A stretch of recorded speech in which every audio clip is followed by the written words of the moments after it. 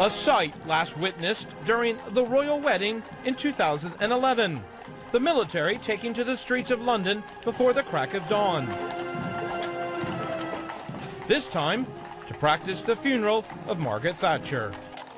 Her coffin will be borne by a gun carriage pulled by 6 black horses with full military honors.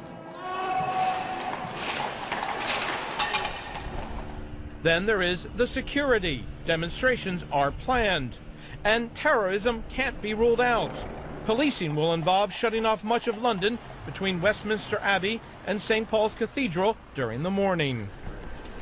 It's what's called a ceremonial funeral, one step below a state funeral. And the question of costs has split the country in ways similar to Thatcher's legacy as Prime Minister. I'm not entirely sure we should be having a state funeral at all. I think the family should have their private grievances as they're entitled to do so. It's fine to show your respects to someone who's been a Prime Minister and was Prime Minister for a very long time, but it is a huge amount of money to find at a time when an awful lot of people are feeling the pinch very, very badly and where very important services are being cut back. Britain's last ceremonial funeral was in 2002 for the Queen Mother. London police estimated its cost at $6.5 million then, $3 million of that above normal running costs of policing London.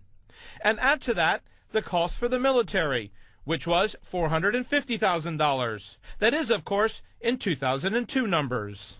Then there is the expense of a big funeral in one of London's iconic churches. The cost of what happens inside the cathedral is, it's there. We have to do overtime for our staff, the singers to be paid and all of those things. But it's not hugely excessive. Estimates for the Thatcher funeral are running as much as $15 million, according to media reports. But it's not clear where that number is coming from. The Prime Minister's office says the full cost to taxpayers will be disclosed after the event. To critics of this ceremonial funeral, like the former Labour Deputy Prime Minister John Prescott, whatever the cost is, it's too much.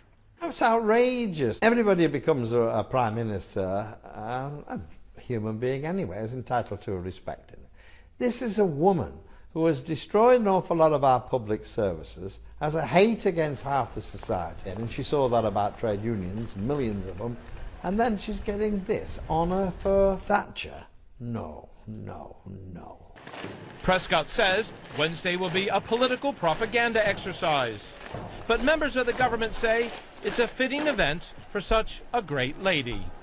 Of course, when it comes to ceremonial funerals, the costs are what the costs are. And it's a little late to debate the fact once the person dies. So there are calls for new rules to be put in place for the appropriate way to honor the next former Prime Minister who dies. Jim Bolden, CNN, London.